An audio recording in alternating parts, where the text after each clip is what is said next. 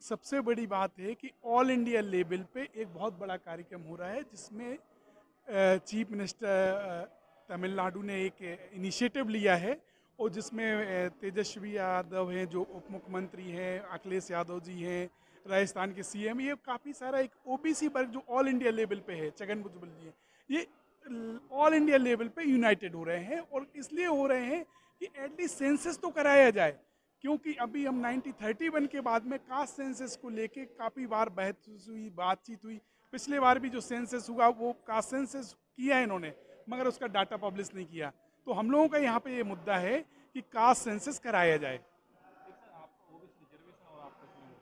एक एक और मैं आपको बताना चाहता हूँ, जिस तरीके से राहुल गांधी को 2 साल की सजा हुई, राहुल गांधी ने जिस तरीके से मोदी और मोदी सरनेम को चोर बोला, उसको लेके बीजेपी एक मुहिम बना रही है। बीजेपी ये कह रही है कि ये ओबीसी का अपमान है। तो हम लोग ये बताना चाहते हैं, ओबीसी महासभा के कोर कमेटी के सदस्य हमारे साथ खड़े हुए हैं।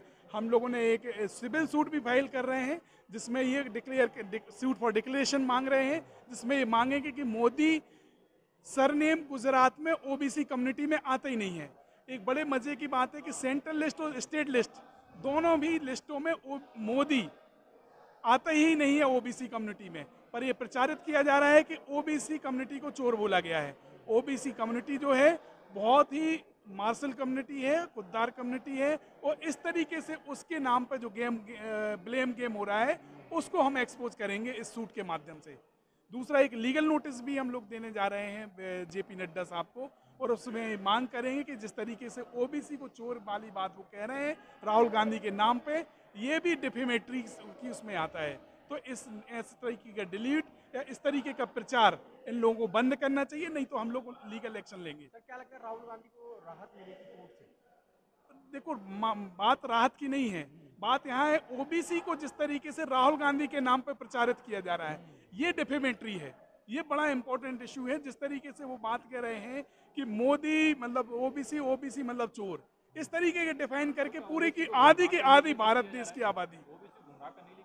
नहीं, बिल्कुल मैं ये कहता हूँ, राहुल गांधी का नाम लेके जिस तरीके से ओबीसी कम्युनिटी को चोर बोला जा रहा है, ये डिफेमेटरी है और इसके खिलाफ में हम लोग कानूनी कार्रवाई करेंगे। एक चीज और है सर, आपके मध्य प्रदेश में जो आरक्षण है ओबीसी का वो बिल्कुल खत्म कर दिया गया है। वो भी बड़ा इंटरेस्टिंग है। मध्य प्रदेश में ओबीसी कम्युनिटी का जो आरक्षण है पहले ही लागू नहीं हुआ था, 14% मिल रहा था। जैसे तैसे कांग्रेस में कमलनाथ सरकार ने उसे 27 किया, और उसके बाद जैसी सरकार चेंज हो गई तो फिर उन्होंने रोक दिया, और आज भी उस पर प्रॉपरली पैरवी नहीं कर रही गवर्नमेंट। तो इस कारण से 27% जो रिजर्वेशन मिलना चाहिए था वो नहीं मिल रहा है, जबकि सरकारी डाटा ये कहता है कि सिर्फ 10% लोग ही ओबीसी के लोग काम कर रहे हैं। तो कहने का मतलब ये है कि जब 14% रिजर्वेशन लागू है तो कम से कम 14% तो करते।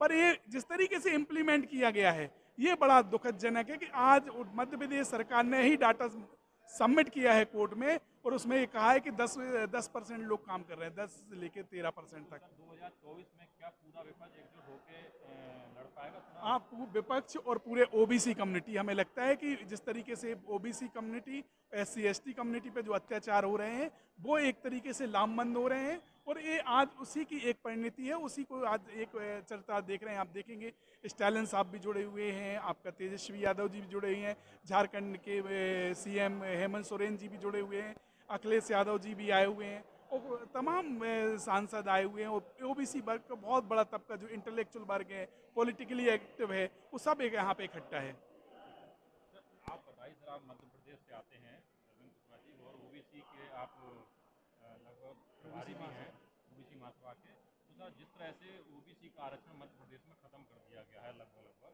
क्या कहना चाहिए? देखिए, ये बात सही है कि भारतीय जनता पार्टी और पहले भी पूर्व पार्टियां भी रहीं, उन्होंने मध्य प्रदेश के पिछड़े वर्ग के साथ धोखा किया गया।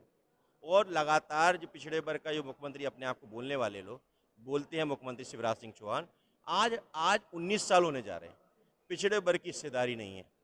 चाहे चाहे स्वास्थ्य विभाग की बात हो, चाहे शिक्षा विभाग की बात हो, चाहे कॉरपोरेशन की बात हो, तमाम सारी जगह पर, चाहे हाई कोर्ट की बात हो, वहाँ पर पूर्ण रूप से खत्म कर दिया गया है। इसके लिए लगातार ओबीसी महासभा के तमाम जो हमारे संगठन है वो भी लगातार उस लड़ाई को लड़ रहा है सड़क से संसद तक। और इसके लिए हम लोग पूर्ण रूप से एकजुट होकर इस बार जो वहाँ पे मध्य प्रदेश का चुनाव 2023 का होगा, बिना ओबीसी के चुनाव नहीं होगा। तो क्या आप मतलब भाजपा को हरा पाएंगे? पूर्ण रूप से करेंगे। देखिए, इस देश में और मध्य प्रदेश में आधे से ज़्यादा आबादी हमारी है, हर दूसरा आदमी ओबीसी है। लेकिन जब हम लोग अपने लोगों को जागृत करने लगे हैं, लगातार लोगों को बता रहे हैं कि तुम्हारा दुश्मन कौन है, तुम्हारी जो आरएसएस और भाजपा की पार्टी जिसके द्वारा पिछड़े वर्ग के लोगों के साथ उनके साथ धोखा कर रहे हैं, उनका हनन कर रहे हैं, उनके अधिकार खा रहे हैं और संविधान को खत्म करने में लगे हैं, तो लगातार लोगों में जागृति आ रही है। देखिए, एक बात समझ में, जैसे अभी हमारे वरुण सर ने बोला था कि जिस प्रकार से भारतीय जनता पार्टी आरएसएस ये सोच रही है कि ओबीसी को एक ढोलक की तरह इधर से बजा दो जा रहा है, ये पूरी तरह से भ्रम में है। इस बार ढोलक तो तुम्हारी बनाई जाएगी और हम बजाने का काम पिछड़े वर्ग के लोग करेंगे, क्योंकि तुमने हमारे साथ धोखा किया है। तुम्हारे गृह मंत्री के द्वारा, राजनाथ सिंह जी पूर्व में गृह मंत्री थे, उन्होंने 2018 में बोला था कि हमारी सरकार आएगी, हम कास्ट सेंसस कराएंगे, लेकिन मुकर गए। इसका बदला हम 2024 में लेंगे, क्योंकि जिस प्रकार से एक झूठा जो अभी पूरे देश के अंदर जो आज की तारीख में जो बदनाम करने का और एक जो गाली के नाम पर जो बोल रहे हैं कि ओबीसी को चोर बोला। देखिए, अगर वो चोर अगर वो बोल रहे हैं मुख्यमंत्री, प्रधानमंत्री को चोर बोला, प्रधानमंत्री अगर पिछड़े वर्ग के होते तो मंडल कमीशन की बात करते, वो कास्ट सेंसस की बात करते, दलित पिछड़ों की बात करते। आज दिनांक तक वो केवल मंदिर मस्जिदों की बात करते हैं, सांप्रदायिकता की बात करते हैं और उन जो अडानी, जो ग्रुप है मोदी, ललित मोदी है, उनकी गोदी में बैठकर इस देश के सबको लूट कर जा रहे हैं। ये पूरी रूप से पिछड़े दलितों का हिस्सा खा रहे हैं। ऐसे प्रधानमंत्री का ओबीसी महासभा, ओबीसी के तमाम संगठन, हम इसके खिलाफ जाएंगे। और सर ने जो बोला, हम पूर्ण रूप से ओबीसी महासभा के लोग और जेपी नड्डा को हम लीगल नोटिस दे रहे हैं और उनको बताना चाहते हैं कि आप प्रमाणित कीजिए कि मोदी जी ओबीसी के हैं। ओबीसी की सेंट्रल जो ओबीसी नाम का जो बोला है कि ओबीसी मोदी जाति ओबीसी की है, कहीं भी देख लीजिए हमारी पिछड़े वर्ग का जो पिछड़ा वर्ग आयोग की जो सूची है, जो ओबीसी की सूची है सेंट्रल की, उसमें मोदी की कोई जाति नहीं है वहाँ पे। और गुजरात में हमने देखा वहाँ भी कोई जाति नहीं है। इसके लिए हम सूट फाइल करेंगे और जो अपमान किया है ये पिछड़े वर्ग को, जो आपने ढोलक की और डमरू की तरह बजाने का काम किया है, उसका बदला हम 2024 में लेंगे और इसके लिए चाहे हमको कुछ भी करना पड़े। लेटेस्ट अपडेट पाने के लिए हमारे चैनल क्लाउड न्यूज को अभी लाइक करें, सब्सक्राइब करें और बेल आइकन दबाना बिल्कुल ना भूलें।